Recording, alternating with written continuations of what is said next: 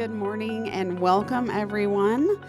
I'm Deborah Tufel. I'm the president of the Hutchinson Reno County Chamber of Commerce, and it is such a pleasure to get to host the first of a series of legislative forums this session. We do these forums every year to inform all of you as constituents about the happenings in Topeka on your behalf. And so these Reno County legislative forums are one way to allow that to happen. And we invite all of our area legislators to participate, and we're very happy to have a couple of them on the stage today who are going to field questions. The questions that we take, we will have folks coming around with note cards. We would like you to put those note cards on, your questions on the note cards. I will field those up here. Sometimes I do have to take the liberty to revise the wording a little bit, just to keep them more general for both of the representatives in attendance. We don't really direct questions at just one of them individually, so I'll have to take some liberty. We also want to make sure that we try to focus on issues that are of importance to our chamber constituents and all of you, and our public policy agenda that has all of those areas of importance is out on our website. But you've already given me a lot of questions to work with today, so I appreciate that very much. I would like to extend a thank you to the two representatives who are here this morning on the stage with me, so please welcome them as I introduce them. To my left, we have Representative Paul Waggoner from District 104. Please welcome Representative Waggoner. And on the right, we have Representative Kyler Sweely from District 102. Please help me welcome Representative Sweely. I do want to note that the others that are not in attendance did reply, and they let us know. Representative Schwertfeger as well as Senator Murphy both had some other things they had to attend to. I know they're really busy during the week in Topeka. They get back pretty late and felt like that they couldn't spend today doing that. Representative Joe Sywert called me yesterday, very ill. He was coughing his head off into the phone, and so thoughts and prayers go out to him. He's getting a lot of medication and hoping to get better, but anyway, he felt very badly about not being able to be here today, so just wanted you to know that he did call and make me aware of that. So I think we are going to get started. We have about an hour and a half for this forum, and keep the questions coming. I do have a treasure trove of them up here, but we'll love to have good content. So I think generally one of the questions that, just to kick things off for both of you, is that constituents reach out to you during the week. I know we have been up to Topeka already in the last couple of weeks. Seeing you in person is a great way, but many people can't make the trek to Topeka. And so just speak generally about how you stay in touch with constituents and what is the best way for them to get information to you, but also from you during the session, because I know you're incredibly busy. Absolutely. Yeah, no, thanks, Deborah, for the question. I have people who are still very confused about how a state legislator, they think literally we're up in Topeka almost all the time, which it's really just 3 months from, 10th of January generally until about the 10th of April. So it's just basically a 90-day stretch. It's typically Monday through Friday that we're there. We're almost always back on weekends, or but outside of that, we're actually in Hutchinson. That's where we are, and so we're back in the area. As far as getting a hold of us, the best way. It's a very simple email. It's just the legislator's name, which in my case is paul.waggoner@house.ks.gov. I will say. Emails are really best. Phone calls, there is we do have like a office assistant who, picks up calls, when we're not there present to take them. And calls are fine. Or if somebody calls me, I'll typically try and call them back. If they email me, I'll email them back. I will say one thing, we actually have new computers this year, or new laptops, and they have a more aggressive spam filter. And so a lot of stuff, I generally have told folks that, if I get some lengthy email from somebody from Kansas City, I really don't care. I'll once I know it's not somebody from my district, unless it's like totally interesting, it's just click, I'm done with it. But somebody from Hutchinson, or somebody from, the 104th, this area, even if, and you will have advocacy groups say, click here to let your representative know your opinion on this topic, or, to urge them to vote yes or vote no. Generally those are super good. This year, it's been a little more tricky because almost all those things go to my spam filter. And so, I mean, it does highlight them, and we do have to go click and release them, but it has actually been a bit of a drag. I haven't talked to the tech department yet about, is there some way, because again, these are clearly legitimate emails. They are people from my district. But again, that's really going to be your best method. And again, if you are up in Topeka, the capital is really beautiful. Again, we have our 9 o'clock committees. We have our 11 o'clock in the House chamber. 1:30 is our early afternoon committee, and 3:30 is our late afternoon committee. But outside of kind of that hour after that period, you can call and set up an appointment. I've had a lot of people come through, a lot of different groups come through, and it's really great to see folks. I mean, honestly, you get tired of seeing the same old Topeka people up there. It's good to see normal people, and so anyway, that's all. All right, Representative Sweely. Thanks, everyone, for being here. It's pretty much the same thing. I can't really hit on it too much. My cell phone is very public. If anyone wants to text me or give me a call, my office number is on the website. My email is pretty simple as well. It's the same thing as Paul's, but just with my name. I do have constituents come up to the Capitol, and it's usually the best part of my day. I'm going to talk to people from Hutch and even Reno County. So that's it, pretty much. But. All right, we're going to move to a topic that is important to a lot of people in this room because I have a stack of questions about it. Education funding. Education funding is already being talked about. What are you doing to represent your constituents on the topic of public education? And I'll start with Representative Waggoner. I presume they're meaning K through 12 educational funding is what I would take the question to mean. The educational funding, of course, you have your K through 12 budget committee, which is the official subcommittee that handles K through 12, and then it goes to appropriations. I do want to highlight.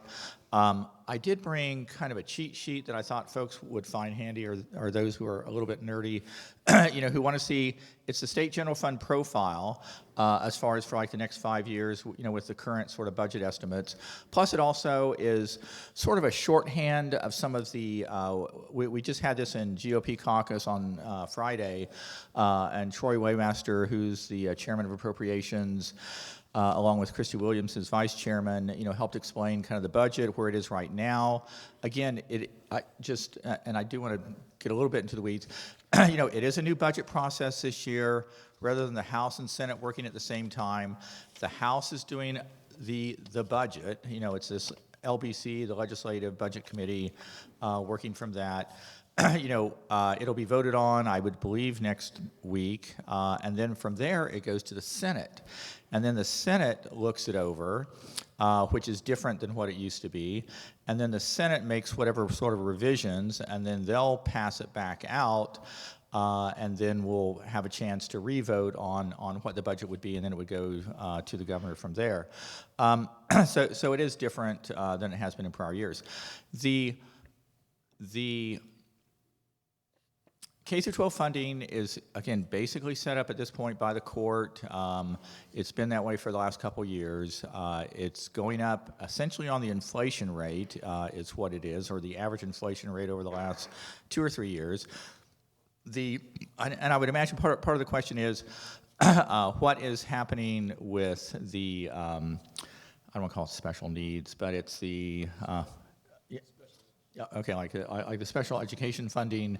I know the agency, as far as officially, had asked for like $75 million as far as an addition, which they would consider necessary to meet this 92% surcharge figure that is back in statute. The committee at one point had $30 million. It went to $10 million. And and again, I mean, there's the basic argument for the position is just that if you look at the totality of what the spending is, how it's increased, if you look at the totality of the money that comes into K through 12, as far as the local option budget and such, if you allocate the percentage of that is, if 25% of your kids are in the special needs category, you should actually be allocating 25% of that budget, and that with that, you have a very doable figure as far as for the districts. I mean, arguably, obviously not everybody agrees. The other thing I would say also in that same area, there was a bill, and it was passed, it's actually state law, where the districts are supposed to tell us exactly, like if you use a 92% figure, because you had a lot of variety. Some districts were at 50%, some districts were at 150%. I mean to actually plug in the percentage, and very few districts did that, which is something that I think for the sake of the general public, to sort of pinpoint on this issue is going to be very helpful information. So anyway, that's kind of the long story, but that's where we're at. Okay, Representative Sweely. It's kind of hard to touch on topics after Paul just hit everything, but I'm completely dedicated to fully funding public schools. This year, there's a lot of talk about the special education that wasn't fully funded, but it became state statute last year, I believe, at 92%. That $75 million was funded last year in special education, and the misconception is that we're cutting special education, which is not true at all. We're continuing to give the $75 million that we gave last year, and actually increasing it another $10 million, which I'm completely okay with. I would have been okay with $30 million extra going to special education, but I don't sit on appropriations. And they cut it down to $10 million. So we'll look at the budget when it goes to the floor this week on Tuesday or Wednesday, I believe, and we'll see if we agree with everything on that. But Paul kind of hits everything on the head, I guess.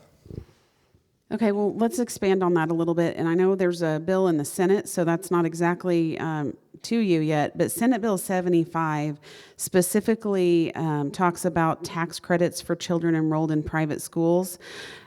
Talk to us about your position on school vouchers or tax credits for funding going to private schools versus public education. And on this one, we'll start with Representative Sweely so that you get adequate time to share some ideas before Paul steals the floor. Yeah, I haven't seen everything in that bill, obviously. They worked it in committee, and has it gone to the floor yet? I don't think it's even gone to the floor yet. So we'll see if it goes to the House. I doubt that we'll even pick it up. But I do believe in school choice to an extent of we have to fully fund public schools and special education before we even look at that.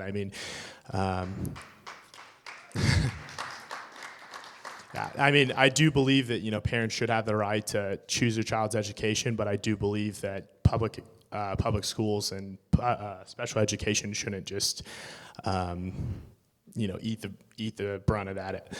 So that bill, I guess we'll see. I've seen the overall fiscal number of it, and it does seem like a big number. So we'll see, and it's supposed to continue to grow. I believe that it's starting at $125 million a year for those tax credits or the school vouchers, and every year that is funded at 90%, I believe it's supposed to raise 25 to 50%. So after year 4 or 5, it's supposed to get up to upwards of $300 million, which kind of seems like a budget problem at this point. But once we fully fund public schools, like it's said in statute and special education, that's I think when we can look at that the most. So thanks. No, I have the book, Senate Bill 75. It is in Senate Education. It, as of the date, this is February 13th, so I'm a week or two behind here, that was just yesterday. So I don't think it's had a hearing yet. If the fiscal note is as high as Kyler said, that's going to be a bit of a trick, just because that is, as far as school choice programs that we considered here before, have had a much lower note. Again, I will say I've campaigned on this. It's been an issue that's come up in every election I have been. The whole question as to, would you have consideration for families, who, in their best interest, that their kid would be better served at a private school or some sort of alternative school, to what we strictly have versus K through 12. And I think it's a good alternative. I think it makes public policy sense. It's been done in a number of states. It's actually a growing number of states. The details are always something, to work on. The general notion of the money should follow the child, I actually think it is very wise and very astute. The people going to schools, they're taxpayers. If you literally had I think it's like 45,000 or 50,000 kids right now who are going to private schools or home schools, change their mind and flood back into the public schools, we would literally have to raise income taxes 15 to 20% in Kansas to pay for all those additional students, which conversely means the fact that they are going the alternative route is actually saving everybody else that 15 to 20% income tax increase that you would be obligated to do if you had that higher of a head count in public schools. And so, again, I think I would separate somewhat the funding. And again, one other thing I think it's important to articulate. I think it's a very misleading line of argumentation to say that somehow you're taking the money from public schools and sending it to private schools. It's the money follows the child. If the child went from Bueller public schools to Hutchinson public schools, nobody would have any complaint that somehow the money followed the child over to Hutchinson. That would just be a no-brainer. I think in the same fashion, you would extend that if the kid was going to if we had a charter school system here, or a better charter school system, or if they went to any alternative type of education. And so that's, again, that's on my palm card that I hand out to folks, and I certainly stand by it as a position. Thank you. All right, thank you both. Okay, we're going to stick on the topic of education, but we're going to talk about higher ed for a moment. One of the questions that came in is about the Board of Regents and their control over community colleges. And I want to talk or have you speak specifically to a proposal coming out of the Board of Regents about a concept called First 15 Free, which is about 15 credit hours free while in high school at obtaining that from a community college. But right now there's not a solution for how to pay for that other than... So I would like your position on what First 15 Free means and how you think that would impact community colleges in our state. And on this one, I think we'll start with Representative Waggoner.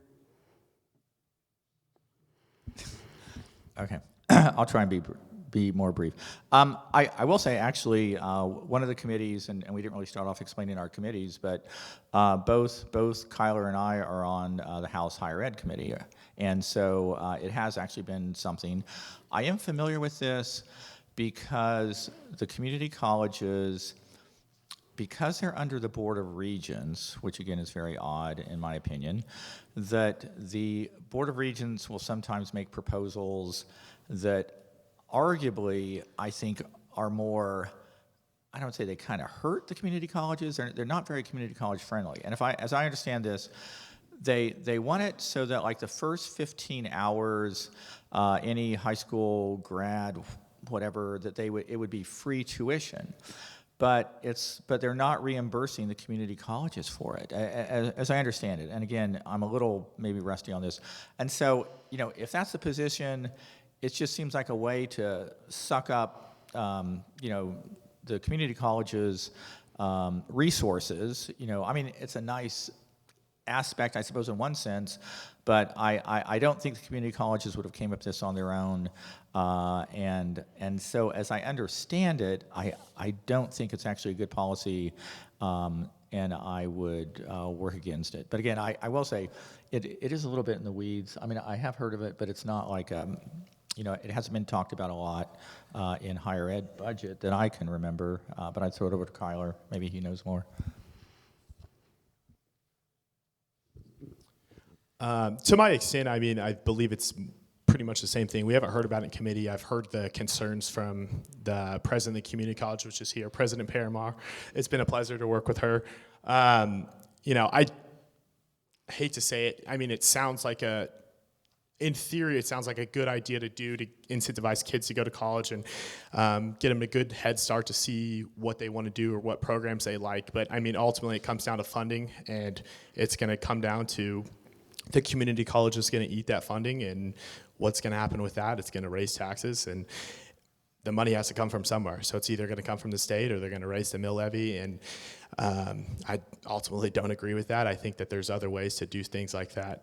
It doesn't mean that it's a bad idea or anything like that, but ultimately how they're trying to fund it, it just solely doesn't make sense at all. I mean, the community college is going to completely just eat this cost of 15 hours for an influx of kids that are trying multiple different avenues of approach that, you know, maybe they don't even like it, or maybe they don't even stick on that track or anything like that. So in theory, I'd love to have more kids go to college and more kids graduate and not have crazy expensive prices on college, but it doesn't mean that the community colleges should just eat that. So, but I think that higher education is a good thing that Paul and I have been on.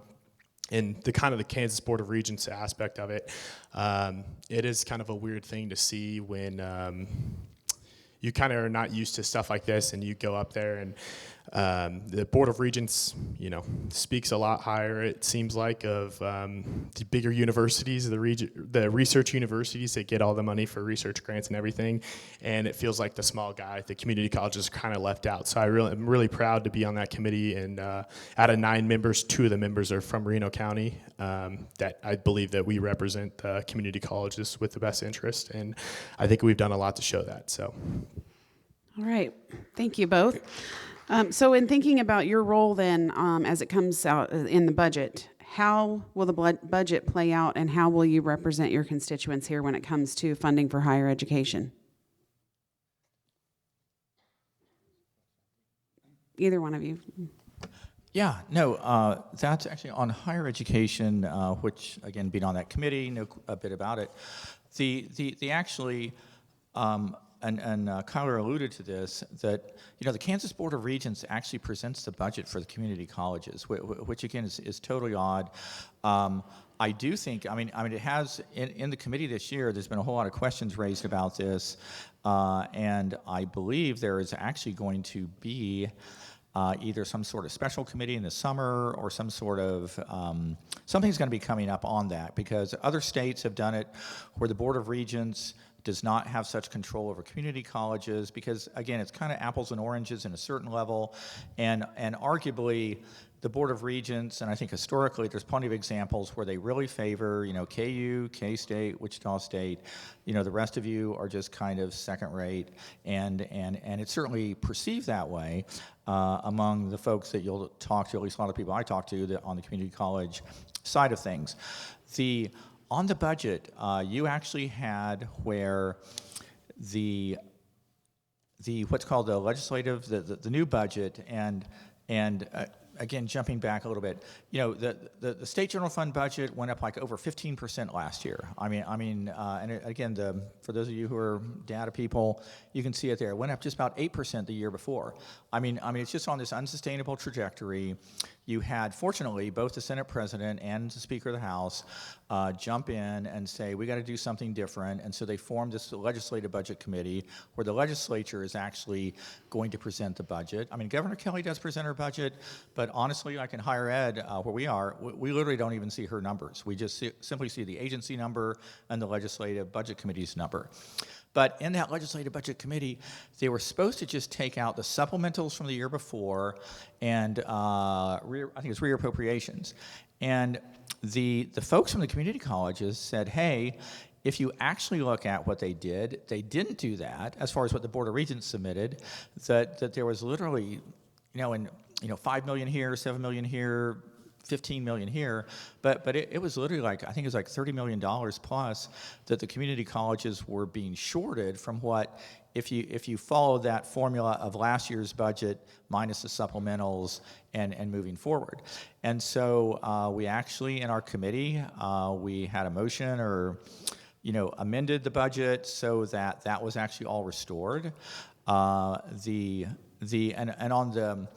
Because again, you are trying to be sort of fiscally responsible. What we did actually was there was a corresponding thing on what's called deferred maintenance for the larger universities that was controversial last year simply because deferred maintenance is just a series of decisions that the colleges had made over the last 20 years. Now it becomes deferred maintenance. Well, who had deferred it?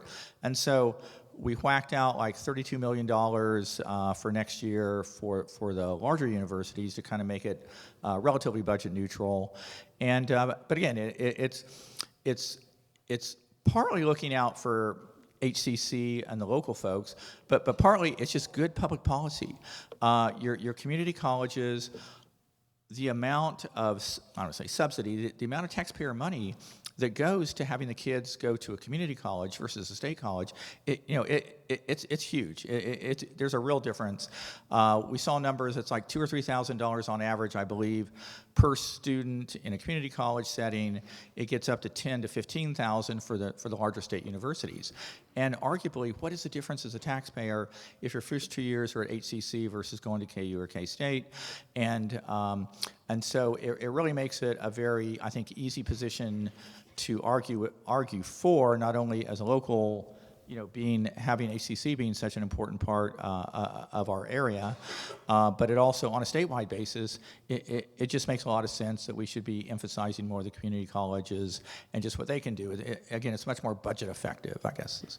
Anyway, and again, sorry, Kyle, I keep talking and I can't stop. Do we have any questions in regards to the actual budget, or is it just the higher education budget? I think it will address the entire budget too, but there was a specific question about how it relates to higher education budget. But if you'd like to take it in a direction of the general budget, feel free. Well, can you ask the question again then? Sorry.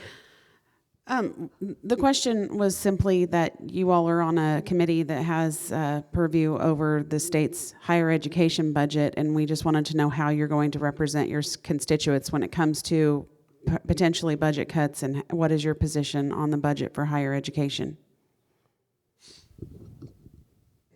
So Paul alluded, or kind of, talked about the fact of the LBC, the Legislative Budget Council, that kind of started working, I believe, late November, early December.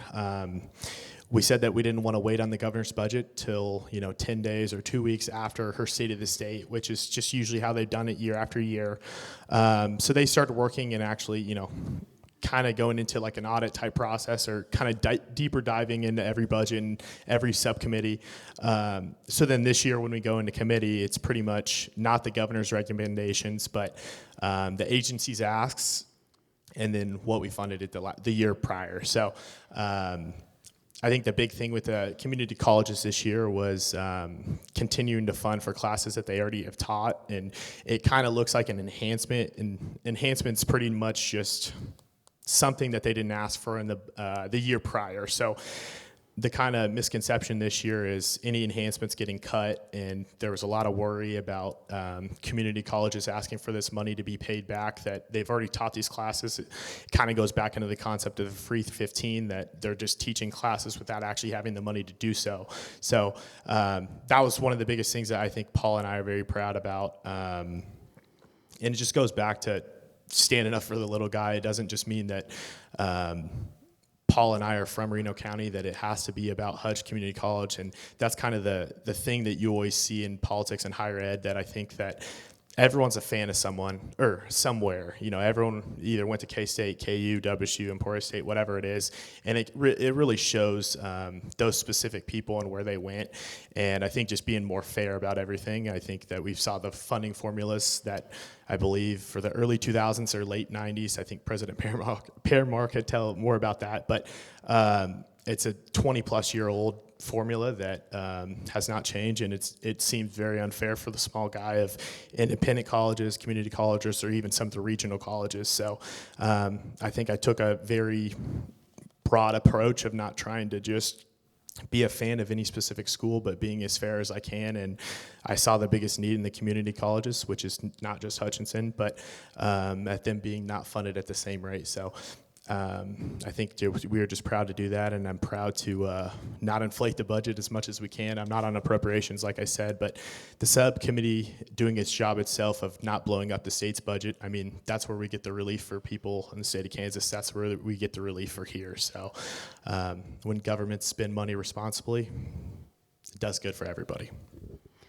Okay, we're going to move on to how the state invests dollars. There is a specific question about how the state invests, and do they invest in unregulated, unaccredited financial institutions This is a two-part question because I think it relates to another question that came in about protecting the CAPERS retirement system from losses while investing in the digital currency. So can you talk about how the state invests its dollars, and how is the state investing CAPERS dollars in digital currency? Are they currently, and what's your position on that? Sorry. And the other committee, or the other two committees I sit in, is financial institutions and pensions, and the Judiciary Committee, which financial institutions and pensions is this problem pretty much that we're talking about. So at the beginning of the year, there was talk of, I believe it was 10 or 15%. I think it's 10% of, there was a bill that was brought up of 10, we should invest 10% of our money into cryptocurrency as a CAPERS money, which I believe CAPERS right now is $28.2 billion. That's, the retirement for state employees.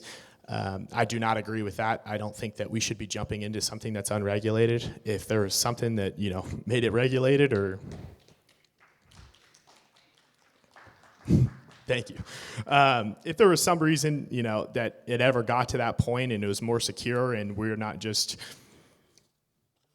investing at a very unsecure, unsafe rate, I would be maybe more considerable to it. But as of right now, I don't believe that a $28 billion budget should be putting 10% of its money in cryptocurrency. I think another thing that, I don't know if we'll talk about it, I guess, so I'll kind of bring it up now. One of the biggest things that I'm very proud about this year is that the biggest problem with CAPERS right now is CAPERS 3. It's the newest CAPERS. I believe it was made in 2014. So most of school teachers and corrections officers, the warden, I talked to the warden. Most of the guards there are going to be in CAPERS 3 or the corrections and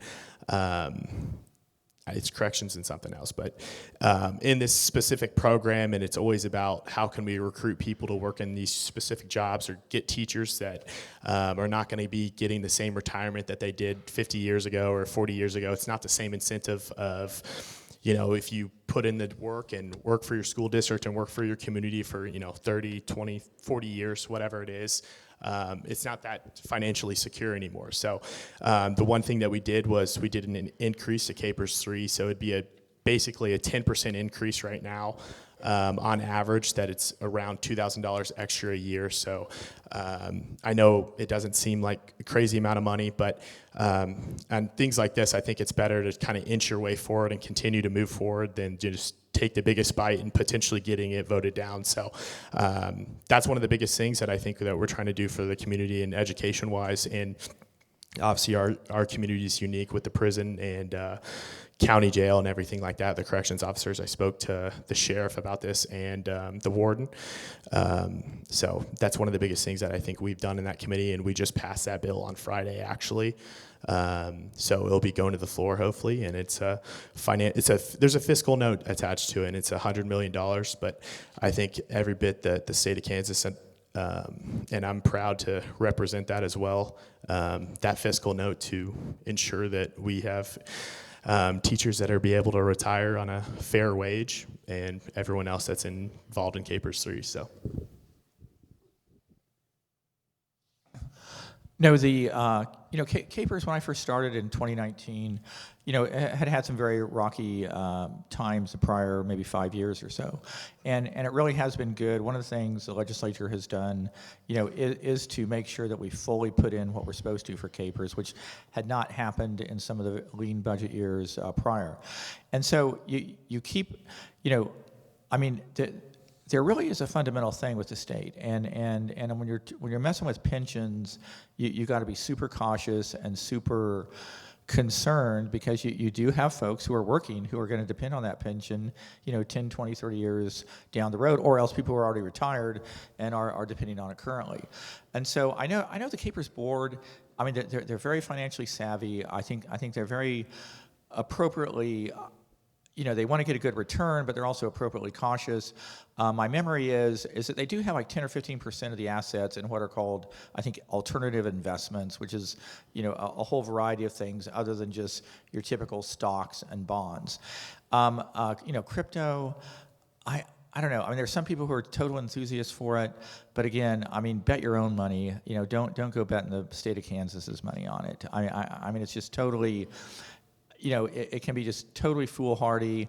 I really hadn't heard anything about some move as far as crypto. I mean, I would be more, if you have a concern about that, I would tend to be talking to the capers. Folks themselves directly, the people who direct the investments, and but again, it has continued to get stronger. I think they're up to like 74% of the or whatever the actuarial dues there in the bank. It is going to be. I will throw in one other thing. I mean, Capers has like a 7% goal, as far as what they need. That's how they're kind of structuring. They've been running, I think, at 7.3% over the last 10 years. I know going forward, I mean, the whole question as to how the stock market will do or bonds. I mean, it is going to be tricky for Capers, and so I think it just makes it even more important that the legislature again continues to properly fund Capers. What we told people, the employees that we're going to do, that we do it, and just be consistent at it. And again, there is a payoff. I have seen the tables here in about another 8 or 9 years.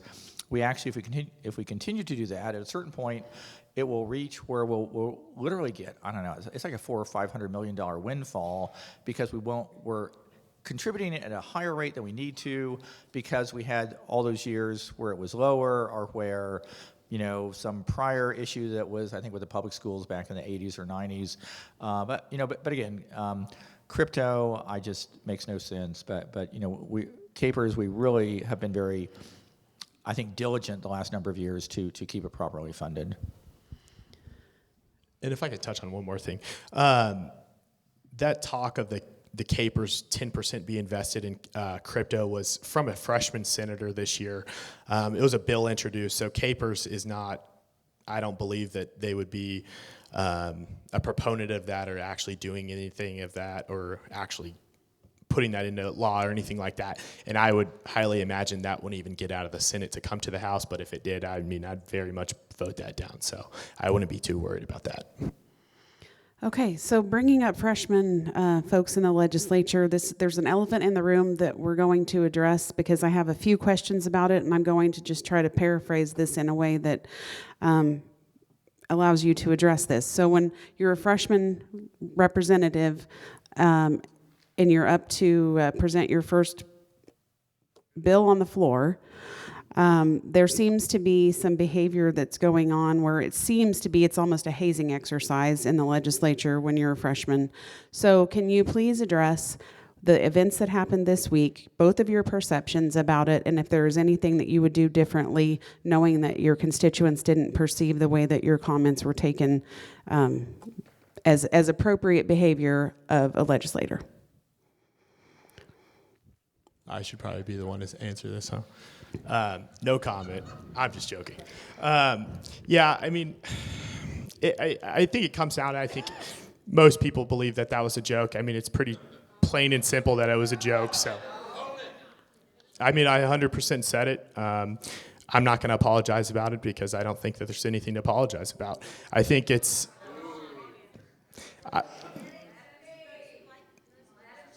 Okay, you can boo afterwards or clap afterwards, but at least let me answer it. I think it's more of just a political outrage to get people not focused on what actually helps Kansas. And I don't know how any of these issues or the talk about this actually does anything for Kansas. I mean, it gets people distracted. And there's a reason why one very not credible newspaper, actually the most least credible newspaper in the state of Kansas politics, or in Topeka, is pretty much the only one that wrote about this. There's no one else. Any bipartisan or nonpartisan newspaper in the state of Kansas that's political didn't even touch it, because everyone thinks it's nothing. Most people thought it was a joke. You can go back and watch the video of the whole House floor, and you can see every single Democrat stand up and clap, because none of them caught it at the moment. None of them thought anything of it at the moment. So, I mean, I think it's nothing. I think it's to get people distracted. it's another thing to hit me in my first 9 months of politics that have continued to come up of a new some story to get everyone distracted or getting me off topic or anything like that. So I don't really think there's too much to it, and it's pretty much that simple. Representative Waggoner? Yeah, sure.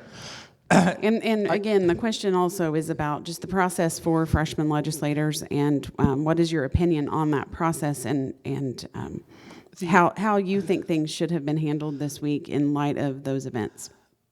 Yeah, I mean, typically what they'll do when you're a freshman is that on your first bill, you'll have somebody, who, I don't know, knows something about, they've talked to your, parents, or they've talked to, something from your past background.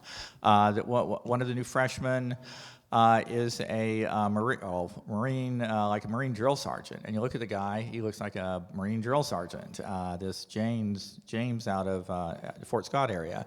And, you also have to realize when somebody is a veteran, and there's a number of veterans in the House, that they'll do some sort of military rift. And I mean, again, obviously there's some people to take this very offensively, but I mean, watch it. It was such a nothing burger. It's very much, and I will say this, it reminded me very much of what certain elements of the press did when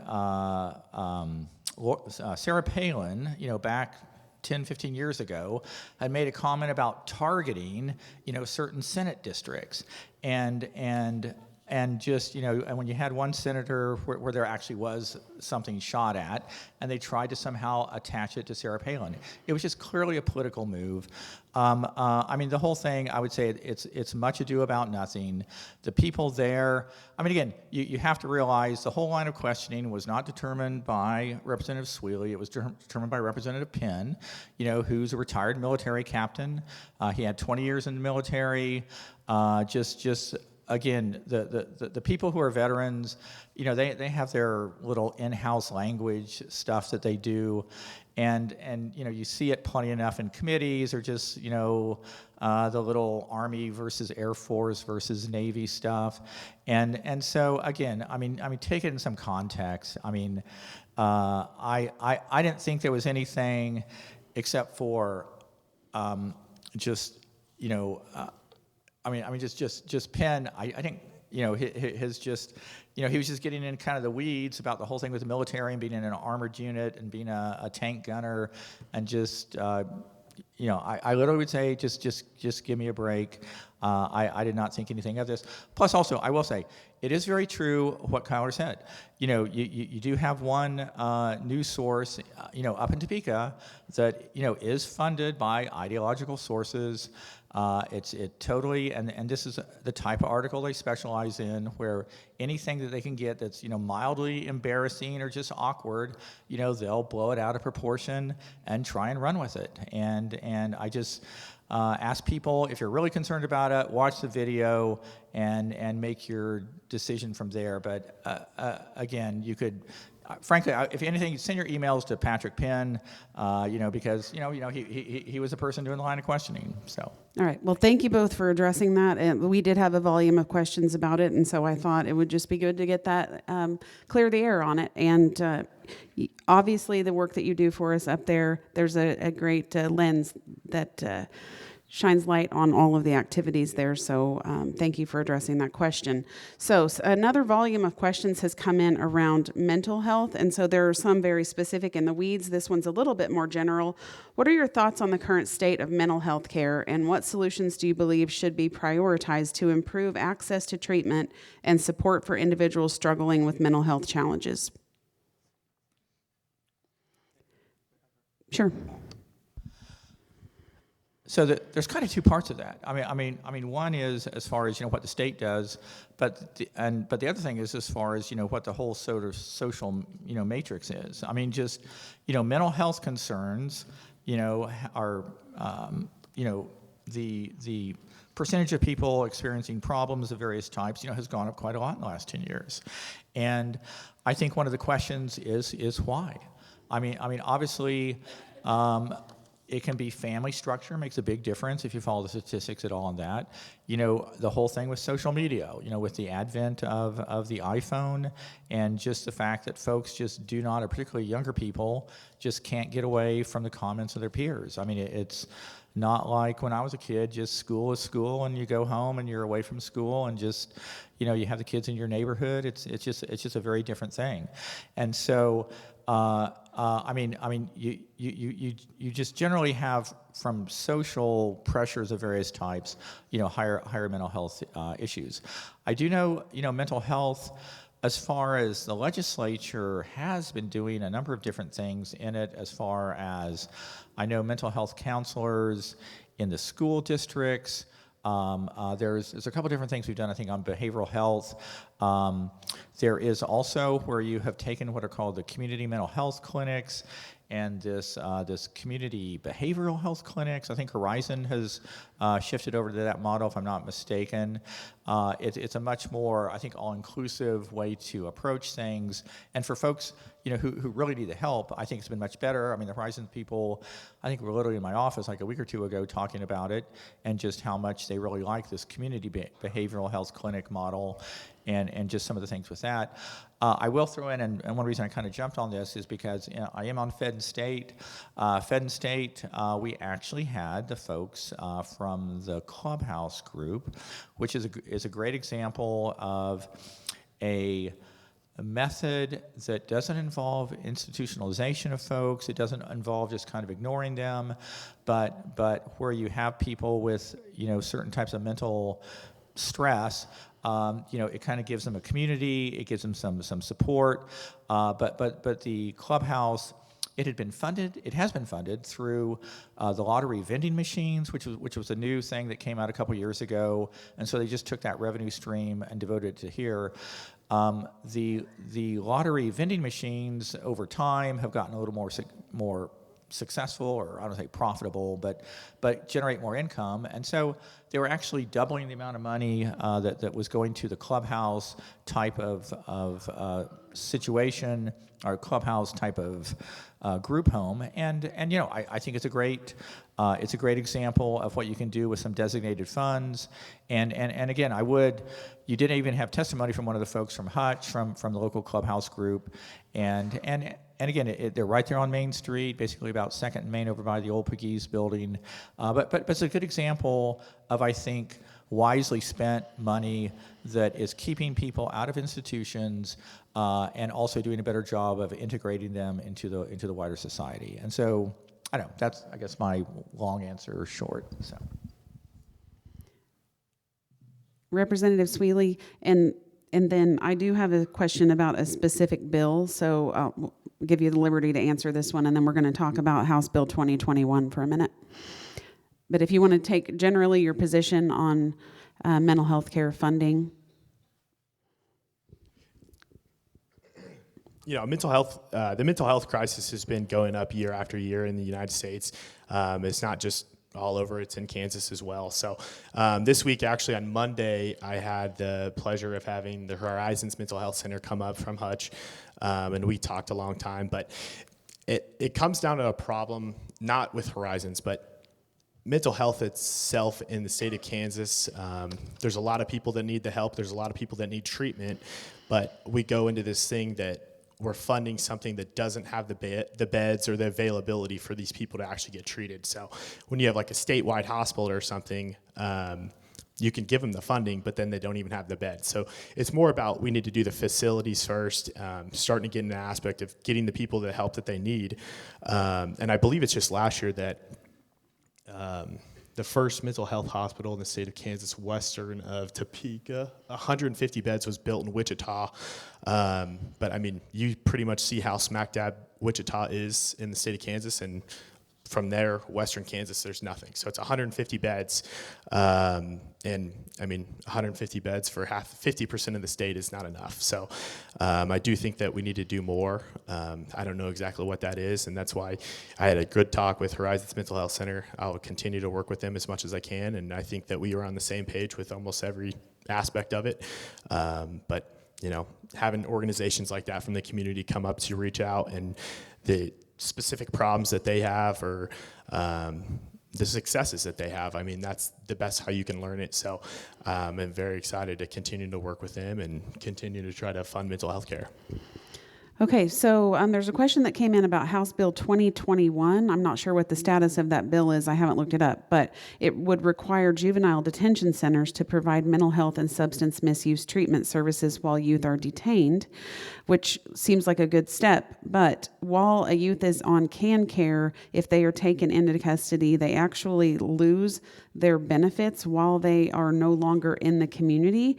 And this is rediverting the cost of who absorbs those costs of that care to local governments. So what would your position be on how to protect local governments from the costs of that mental health care coverage for youth that are detained and then lose their can care coverage?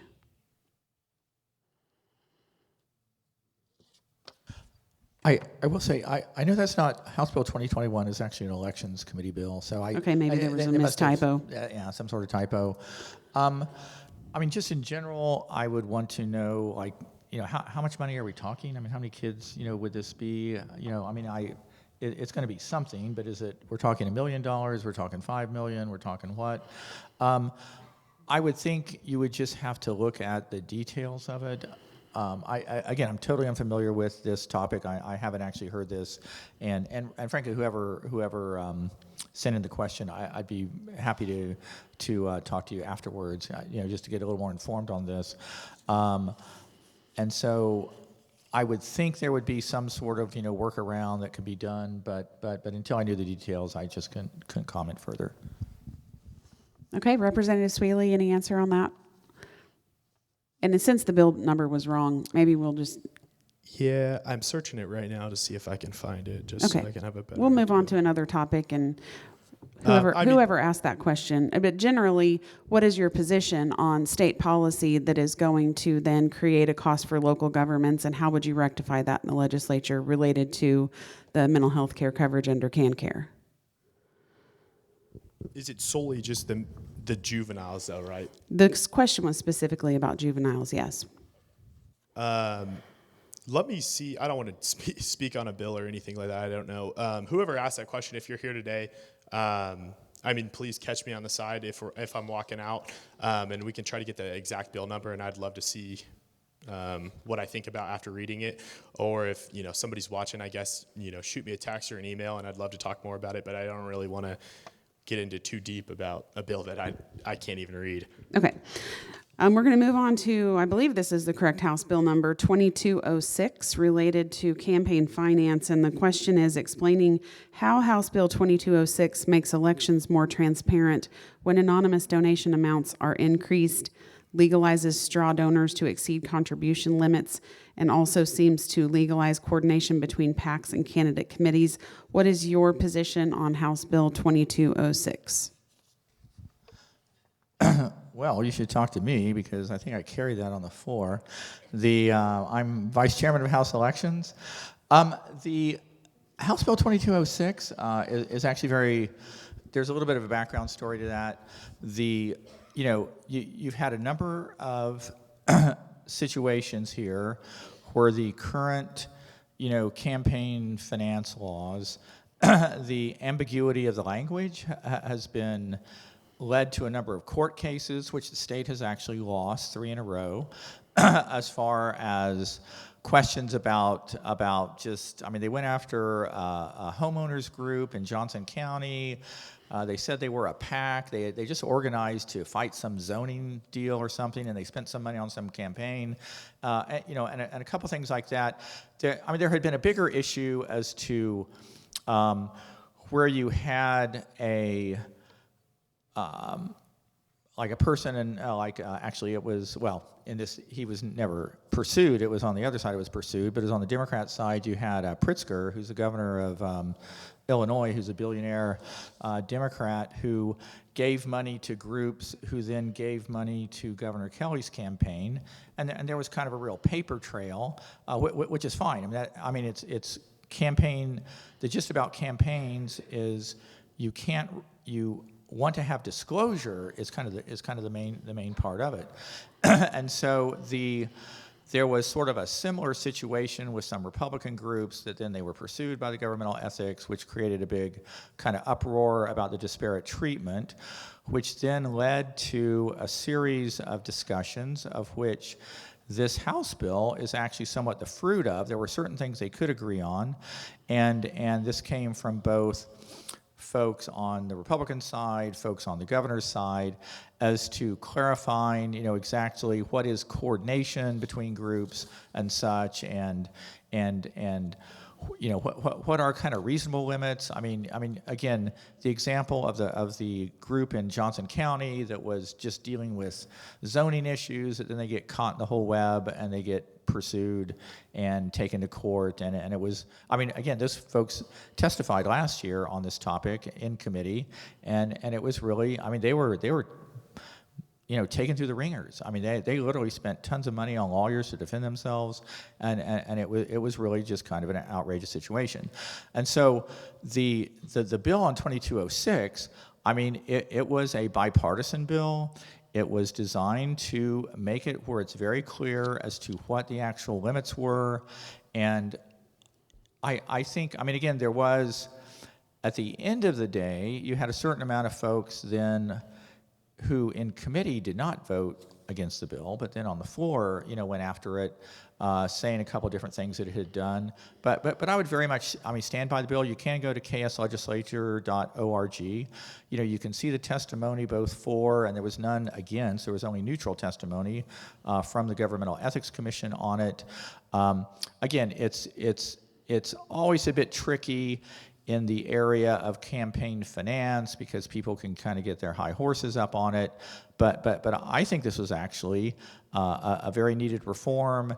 And again, given the fact that the folks working on it, literally working on the wording of it, were both from the Republican side, as it was a law firm, and also from the governor's staff. I just don't see that we've done something that is illegitimate or is out of bounds. So again, you can talk to me more. I actually have the my file on it here with me in my briefcase, and I could talk to you more about it offline. Thanks.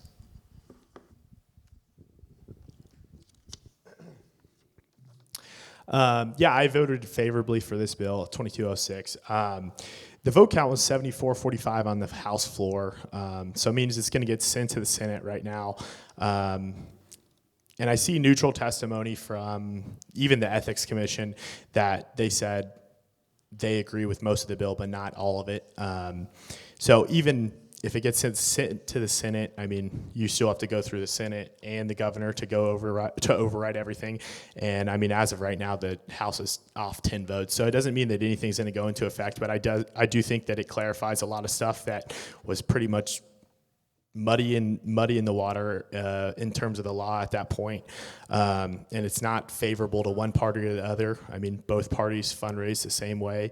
And actually, the opposite party in this case, the minority, is a lot higher fundraising party in the state of Kansas than the majority party is. So it's kind of odd that it has to be a bipartisan or a partisan issue at this point. So it kind of throws me off when people vote against something in committee, but then on the House floor they take up a big issue when it's actually on a record. So it's confusing, that aspect. But I voted favorably, and Paul carried the bill. So I can't really touch on anything more than Paul has said. Okay, there's a couple of questions that have come in that are kind of more in the ag vein, and agriculture is a big part of our local economy. One of these is very specific to a CBD hemp business in our area as a small business. And so they want to know what the legislators are doing to help clean up this gray area in some laws that are enforced on products being sold in CBD and hemp businesses. Are you aware of that, and how can you speak to that? No, I'm on Fenton State, which we would be the ones who would take that. And my knowledge is basically based from prior years on Fenton State. It's kind of a question, with, you have in cannabis / marijuana, you have your THC 9 and what's called THC 8. And so they're basically the sort of psychoanalytic elements, or I'm probably using the wrong word, but the ones that sort of get you the high as it would be from cannabis.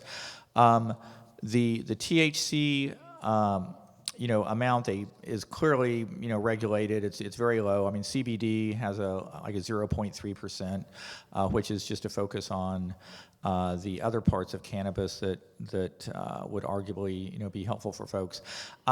It was a case of where the Attorney General, I think it was Derek Schmidt, had said the THC 8 products that people were selling, and a lot of stores sell them. Yeah. No, I don't think it's CBD. I think it's THC. Anyway, whatever the case is, the Delta 8 versus Delta 9, I think was also how it's described in committee. But nevertheless, but you had things that, so it is kind of a gray area.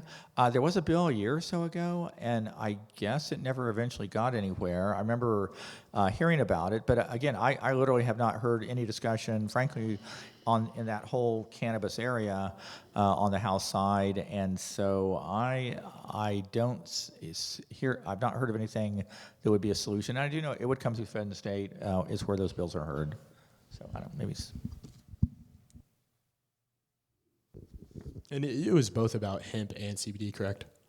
Yes, the question was about CBD and hemp, and some of which there's some gray area on some products that are businesses that are selling unregulated and legally gray area products. And so what is your position on cleaning up this to kind of take away that gray area for local businesses in the CBD and hemp business? Like Paul said, I don't think that I've seen any sort of legislation, or I haven't heard as much talk about it. I have talked with somebody locally about it, just kind of his perspective about more of the hemp industry. I haven't talked as much as the CBD stuff. But I mean, the Attorney General, now Congressman Derek Schmidt, it would have been right before he ran for governor. So in 2022 or 2021, I believe that's when he kind of went after some of the local shops in the kind of the northeast part of the Kansas. And there is a gray area, I do believe. But at this time right now, I don't know if it's completely legal. I do believe within a certain aspect it is legal. I do know a lot of liquor stores or smoke shops sell a lot of these products. And I would assume with the current Attorney General, if he thought that was illegal or against any right or anything, or against law or anything like that, I would assume he would be very much going after or prosecuting some of these smoke shops. So I would even say with the gray area, I would assume that they would go after that. I don't see that it's kind of confusing, I guess, in that aspect, but I would assume that the current Attorney General would be prosecuting if there was a gray area like that.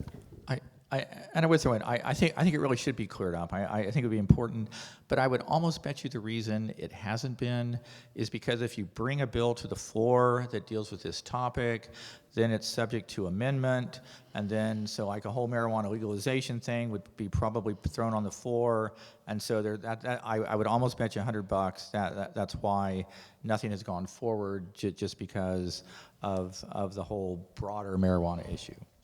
Okay, so before we move on to another topic, just another question that was submitted. It's short and sweet. Should Kansas legalize medical marijuana? What is your position?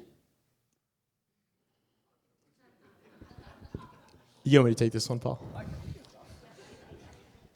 I mean, I've been on record that saying that medicinal marijuana I would be okay with supporting. I do think that it does scare me that most of the states that have done medicinal marijuana in 3 to 5 years, they went straight to recreational, and I think that's kind of that first step. Something I talked about earlier is when there's a bill that seems too far or whatever, they kind of inch their way forward, and I think this is kind of the aspect of more recreational marijuana type supporters will try to get medical marijuana and then go for that. I do see the medicinal benefits of it. I do think that it would need to be regulated at a high level for sure.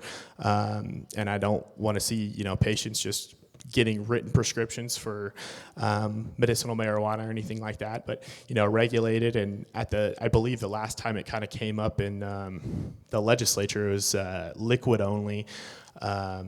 It wasn't any smokable or candies or anything like that children could get into or anything like that. So I guess we'll see if that ever comes up again in the State House, but I've said it once, and I say it here today, that I do think the medicinal benefits outweigh the cost of the negatives, I guess. But as of right now, I wouldn't support recreational marijuana unless there's a lot more regulations or standards put on it. Okay, so let's switch gears to commerce for a moment. Oh, I'm sorry. We didn't let Paul answer the question. No, of course, this comes up at least every year. Again, being on Fed and State, we were there with the medical marijuana bill a couple years ago. I do know, just broader picture for folks, I have heard Speaker Hawkins say, it's up to the Senate. He's not going to take it up. This House took it up a couple years ago. It didn't go anywhere. That Ty Masterson, Senate President, has pretty strong feelings about it. But though I do know he's looking for a way forward. He certainly was last year, as far as to craft something that was made it for you had people who actually, in terminal situations, or people where they've tried various pain things and nothing has worked. It's kind of like a right to try bill, an example, but something that just doesn't. It's not just a precursor to opening up the whole door to everything marijuana. Again, there's a reason that you have medicine go through some sort of process to prove its efficacy, and also to prove that there's not negative side effects. And there are THC derivatives right now that have actually gone through that. It's not something that the marijuana industry, if they can do clinical studies to show that this actually makes a difference, would make a difference. Again, I don't want to bore you with all the stuff, because again we went through it in big constancy, our big doses here 2 or 3 years ago. But it is something that if you had something like what Texas has done. Texas did something like 10, 15, actually I think it was 20 years ago, and it hasn't led to any further expansion. There's a number of states that I would say have done a program enough to open it up to folks who arguably could use it, and it might make a difference, versus opening it up to just the whole can of worms. But again, it's very much on the Senate side where that's going to come forward, if it comes forward at all. Okay, now we'll move forward to budget cuts and how it relates to the Department of Commerce. I understand the Department of Commerce budget's being looked at with scrutiny on, potentially I've heard a number like cutting between 10 to 20% out of the Commerce budget. What is your position on cuts to specific agencies like the Department of Commerce, who were on the front lines of economic development for our state? So have they actually, there's a Commerce budget, when they sent it to APREPS, was a 15 or 20% cut? There's some different programs anyway that 10% overall, but some specific programs, such as, this was going to be a follow-on one. So let's talk more generally about your position on cuts to the Commerce budget overall as an economic development entity for our state. Okay. I do think that this year, if you guys follow the Kansas legislature at all, there's been a lot of misconception about the word cuts, and we're just cutting funding or withdrawing funding or anything like that. So I believe within the last 40 years, every governor at the start of the new year or the start of the 2-year term for the legislature will go to every state agency, I believe there's 95 or so, and say, I need 5% inefficiencies and 10% inefficiencies. And it's not necessarily looked at as a cut, but if we have to cut 5%, this is what you're more okay with us cutting, and then if we have to cut 10%, this is what you're more okay with cutting. So when the legislature took up this budget this year in November and December, I believe the chairman of appropriations, which is a Republican, went to the state agencies and say, hey, let's meet in the middle, give me 7.5% of inefficiencies. And I think national politics kind of took over on this one, that it's kind of like the Doge thing, or the cutting the federal funding, that everyone's just looking at the 7.5% of inefficiencies as a cut. It's not technically a cut. We're not cutting the state budget or expenditure 7.5%. We're trying to find inefficiencies for the government to stop spending more money than they're taking in. So when it comes to like the Department of Commerce and stuff, I know that they're looking at a lot of stuff, like the low income tax credit that is for home buyers, or not even home buyers. I mean, it became it was a good idea, and then it started to overspend and overspend their expectations year after year, and I believe they said over $250 million a year or through a couple years. So I think it was in 3 to 5 years, it was upwards of $500 million. And, we need to do stuff for the Department of Commerce for, low income housing and, incentivizing people to buy houses, but it needs to be with the actual buyer itself. And this program was set up more, maybe not set up more, but when it was actually implemented, it started to help the developers themselves and not actually the home buyers. So, the state of Kansas pretty much funded, I believe, 2,200 units of apartment complexes that are not even done yet, and people haven't been able to move into. And I think the average cost of one of these apartment complexes that the state of Kansas has paid for is around $230,000, which is, it sounds just ridiculous, because when people move into this, it's not like they're just living there for free, They're still paying rent at, I would assume, a fair market value. I don't believe that they're getting some discount from the state or anything like that. The developer is getting an incentive to build, and sometimes ideas of good policy don't actually work out well. So I know we're looking at that, and that's a big thing that they're looking at, cutting or stopping that program. And I guess that looks at it as a cut, and that's probably one of the biggest funding things, or one of the bigger funding things in the Department of Commerce. So it's just being more fiscally responsible about it, but actually getting what your money is worth. And I think, doing programs for first-time home buyers and low-income housing is what we actually need to look at for the actual buyer themselves, and not just strictly developers. But as Department of Commerce, it's kind of the thing overall. I don't think education-wise if it got any cuts or anything like that. But after COVID, we got a lot of federal money, and we had a surplus, and it seems like anybody that came and asked for money, any agency, any person with a friend or a relationship with somebody on that committee pretty much got it. And it put us in this budget problem that we're spending $400 million more than we take in a year. So what does that mean? Either we cut expenditures or we raise taxes and bring in more money as a state. So I think the proactive thing is that we have a surplus right now, but with us spending more money every year, it's just going to continue to go down. And I believe they said in 2029, we'd have around $180 million left in the surplus right now, which I know it sounds like that a lot to you guys, but at a $25 billion budget that continues to grow year after year, it really doesn't help the state of Kansas to have that. So to have that little. So I think that being more fiscally responsible and actually seeing the inefficiencies that we can cut, that's what we need to do. Yeah, no, and I'm sorry, Deborah, because I know they actually did talk about it on GOP caucus a bit on Friday.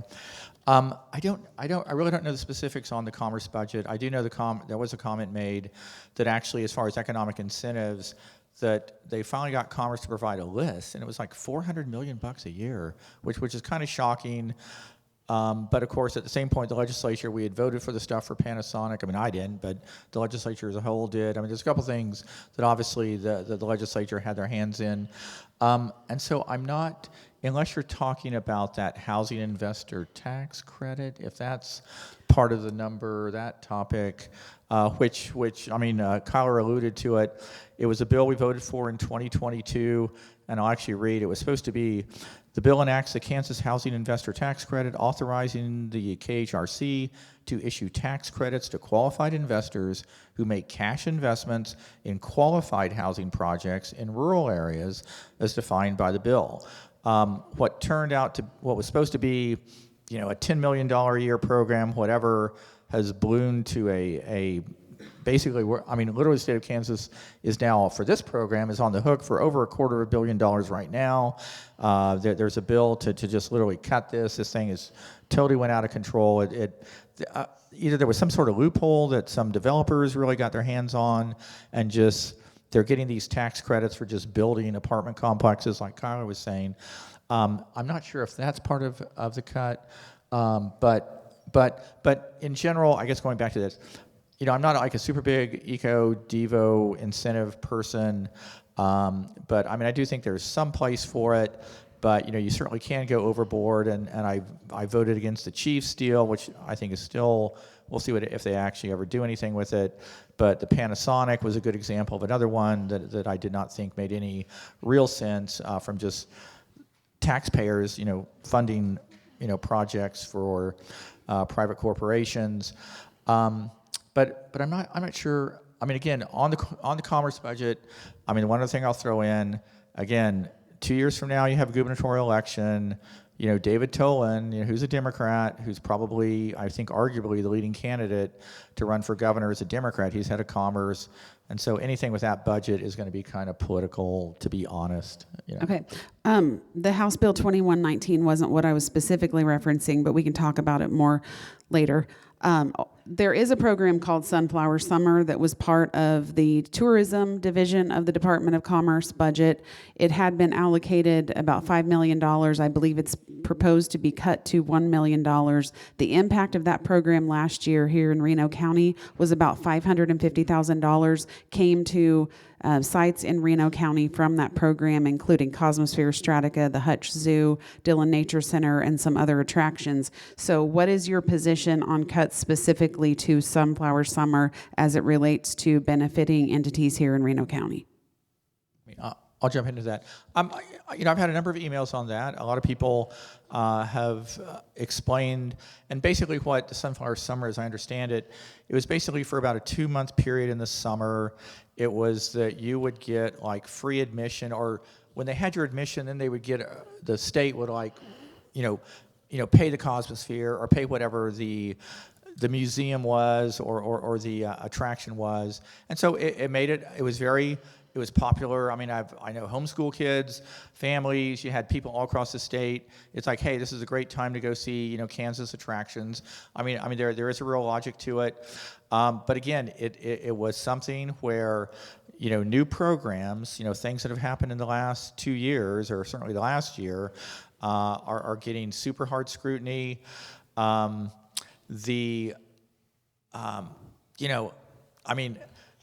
Again, I can understand the appeal of it for folks who are running museums and running attractions like that. It does make a nice tie into the summer, trying to get families and folks to come see the museums. But at the same point, I mean, it's at the end of the day, it's just a tight budget year, and I don't know. I mean, it's just a tight budget. I mean, again, there is an endless demand for governmental money. I mean, there's not an endless supply. And again, spending, it definitely ties into taxes. And so folks who are talking about property tax relief or anything, you can, on the one hand, be talking about property tax relief, and then on the other hand, talking about, increasing, every possible avenue on this. So I think the $1 million, is frankly about as good as you're going to get out of this budget year. I'll try to keep it short because I know we're kind of running out of time. Is my okay? I just looked up the initial ask, and I believe it was for $6 million for the Kansas tourism in 2026. So I don't know if it moved down to 5 because I've heard so many numbers. I heard it started at 8, got to 6, then a 5, and Paul's the first one kind of telling me that it got down to 1. I don't agree with that. I think that we need to do everything we can for Kansas tourism, especially in our own district.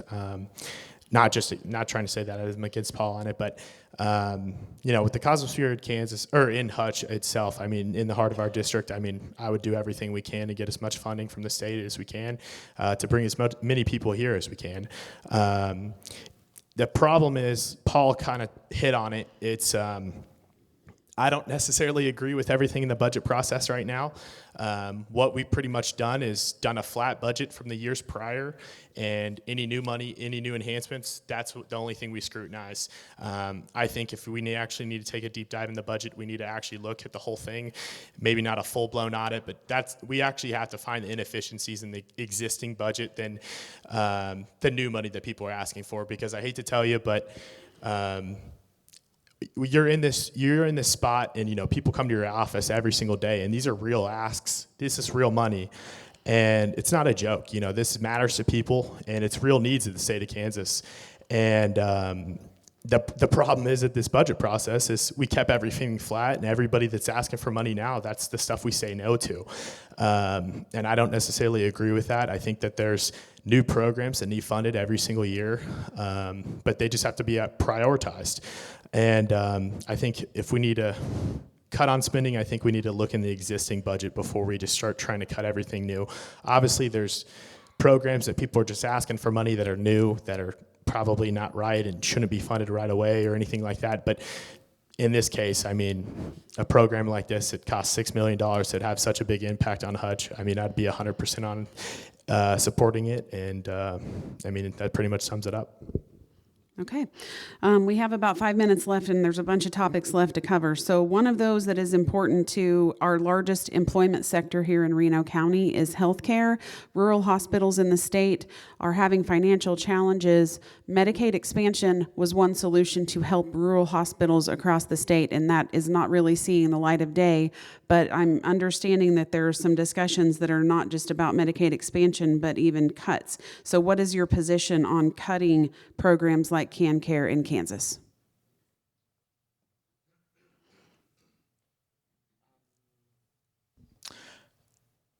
I really haven't heard that discussion. I do know I know the budget, even with the reduced amount for 2026. I know there's $29 million. I'm just looking here to increase Medicaid rates for nursing homes. There's to add 320 slots for IDD waivers. That's about an $8.7 million item. There's a number of things. I know there are things that can be done for hospitals as far as for some of these reimbursement issues, but it's just, you want to get the most bang for your buck. You want to put the money where it's going to do the most, and without seeing the details, I really couldn't comment beyond that. I have not heard about the cuts to CanCare at all. If somebody could show me a bill or a budget that someone has talked about, or whoever asked that question outside, I'd love to talk to you about it. I'll head on the Medicaid expansion stuff just because I'd assume a lot of you want to hear about it. The Medicaid expansion talk brought up on the floor not this last week, but the week before, I believe, at the end of the week. And the problem is that we see with this, and I've never said publicly against Medicaid expansion because I think there is some good to it, but I do think at the rate that we're trying to do it, I don't think it's financially responsible for Kansas. On average, in 2023, the states that did Medicaid expansion are over 180% over expected budget. So we're talking about states that are $400-500 million to upwards of $1 billion plus in expected expenses. So the legislature did a tax cut last year, and it was like $487 million, and I don't think a lot of people even felt that. But now we're talking about getting into something that's even 3 or 4 times the expected cost of that. So, on a floor amendment, I will most likely always be voting no against Medicaid expansion just because it doesn't get the due process, and I think it puts Kansas in a very bad financial decision. I do think there's good things to it, but on a floor amendment, someone pretty much just comes up and you can ask as many questions as you want, or they can talk about it pretty as long as they want, but it doesn't get the due process in committee. And the problem is that Medicaid is, I think, getting taken advantage of in most states, that we're allowing able-bodied people to do this before the people that it's actually started for. Medicaid wasn't started for able-bodied people that are able to work. It was started for the disabled, the elderly, low-income pregnant women and children. This is something that we're putting financial burden on the state of Kansas if we continue just to jump right into this. And, to the aspect of rural hospitals, I think we need to do everything we can. And I think it's a good approach to start helping out with the reimbursement rates because they strictly can't afford to take Medicaid or Medicare patients. And like Paul said, this year that we funded 320 people on the IDD wait list. And I know last year we funded 500. We tried to move it up to 1,000.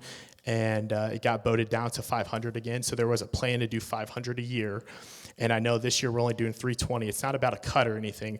This is strictly with talking to the hospitals and everything like this. The 320 number is what we can actually achieve in the state of Kansas. We do not have the room to take on any more patients. So it's the most financially responsible thing.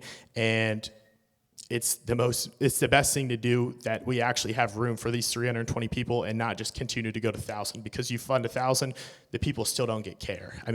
We have to grow bigger to continue to do this, but I think 320 is a lot better than what they have been doing, and 820 in the last 2 years I think is a very good start. But I'll always be for taking care of the people that need it the most, and that starts with the IDD wait list, and that starts with the elderly, that starts with the pregnant women, low-income pregnant women, children, and the disabled. So. Okay, I want to ask a more detailed question about that housing bill, House Bill 2119, about cutting the affordable housing tax credit program that was started in 22. In 2022, we had about 1,000 affordable housing units being built. Since that program, they've added about 6,500. This is a statewide number, but it is proven that developers are not going to build as many affordable housing units for lack of some sort of incentive. So if you're proposing to cut the affordable housing tax credit in this session, what solutions do you have to create and spark new development of affordable housing in Kansas? I will jump in on that because there has been some real discussion about, because I know that bill just hit House Commerce, or I think they voted it out on Friday. I would, with all due respect to the chamber and such, you're going to have to give this thing a year or two to settle out. You had this skyrocketing amount of new housing units. This tax credit was just too lucrative. The rules on it were too loose, and so you had everybody and their brother jumping on it. I don't think it literally was targeted. My memory was it was targeted at counties 60,000 or less. There was a couple of hoops you had to jump through, but maybe at the end it wasn't. And so even with the bill that's going to cut it in the program on December 31st, we still have all of the developers who have already committed to programs who we can't legally back out on. And so you actually have all this construction that's going to happen for the next year or two that's strictly going to be based on what had already happened in 25 and before. And so again, it's a historic jump in housing, but it was a historic amount of money being thrown into it. And again, the state of Kansas, we're not the Bank of Kansas as far as paying everybody's mortgage and giving big tax credits to every developer. But you're just going to have to let it, I think, sit out for a year or two, and then come back, see what we learned from it, and then try and go forward from there. And I think that Paul was right on the 2 to 3. I think it's 2 to 3 years that anything that was kind of already set in stone is going to be continuing to move forward. The problem is, like I said earlier, we made a bill that was pretty much too lucrative. The developers took advantage of it, and that's kind of what people do when you make law. So I think that the biggest thing is it's cutting it to not make the people that don't deserve the money or don't need the housing to get the money. So we're looking at it to cut down on expenses because it's a program that's completely blown up. The idea of it was to actually help low-income housing, and this is a problem in Reno County. It's a problem in Hutch. So the problem is to set up something new that actually affects home buyers, the first-time home buyers, but still having some incentive to the developers that just doesn't have them pretty much be building free multi-hundred apartment complexes that it's still too expensive to live in. I mean, we're talking about $230,000 for a single apartment. What do you think the rent's going to be on that? The state's not paying that. I mean, we paid the developer to make that, and that person, that family, the low income, whatever it is, that's college student or young adult that moves into there, is still going to be paying that fair market value of rent. So it's not going to be like we've solved anything by this. We just built more stuff, and I think the new plan that we'll have in the next couple of years will tackle on incentivizing development, but also getting the need to the people that need it, and it's a big thing in Hutch. So another thing that I've been working on, I mean, we're kind of running out of time, but it kind of hit on this. I've talked to the city, I've talked to the county, and I've talked to a lot of people about this, and I've been working with some people locally that we're trying to get this bill passed to allow the Kansas corrections industries to build single and modular homes to be shipped out in the district. It's going to be tough to try to get it passed. I know turnaround's next week, so I'm really working hard at trying to get that bill blessed or kind of to continue to work on it. But this would allow, the corrections industries to do what it's for, and is to rehabilitate prisoners. It's not there for just straight punishment. We need to be bringing people in to make fair market value wages that they can pay off restitution, their bills, support their family while they're still in prison, and set them up to get a job when they get out of prison, but also trying to tackle the housing need in Hutch and Reno County and the surrounding areas. I do believe it'll get bigger. Hopefully at some point it's a program that's been modeled off of a program in Iowa. So I'm very excited about that. It's one of the biggest things I've been working on right now. But I hope that it seems like a win-win-win to me in every situation, that we get housing and we are rehabilitating prisoners, that the whole purpose of prison is not just to punish somebody and just bring them down and not let them get back up after their time served. So that's one of the biggest things, and I hope that it might not be a fix-all or everything in Hutch, but that's one of the things that we're trying to solve, housing and just even single family or small homes that we can try to do so. All right. Thank you for your responses on that important topic. I think there's more to come on affordable housing. Appreciate the work you're doing on that bill that would allow the prisons to build affordable housing. There is a pending application for that affordable housing tax credit. Would be the first one since they reenacted it in 22 here in Reno County. So we don't want to see that program on the chopping block right when we finally have one that would develop 46 units. But more to come on that offline. Again, thank you all for coming out for this Reno County Legislative Forum. Let's give these gentlemen a round of applause for participating today and the work they're doing. Also, thank you for our presenting sponsors, AT&T and Hutch Regional Healthcare System. We couldn't do these events without you. We will see you all again. The next one of these is on March 8th right here. Hope to see you all then. Thanks for coming out.